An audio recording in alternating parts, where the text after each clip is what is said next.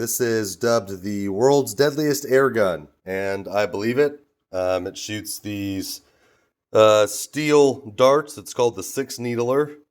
It'll go through Kevlar, bone, 2x4. Today I'm going to see if it'll go through a motorcycle. The world's deadliest air gun. We're going to see if the 6-needler goes through a motorcycle helmet. I've also never shot this before, so, you know, bear with me. Wow.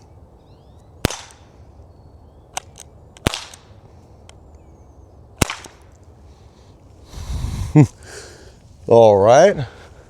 One bounced back, and that was the Snell helmet.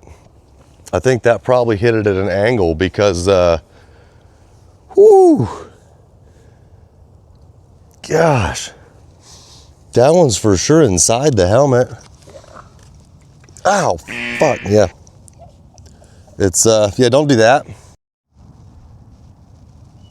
Jeez. Well, probably have to clip that one. All right.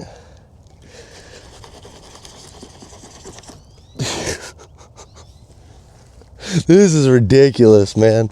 Oh, wow. That's how far that was in the helmet. Gosh.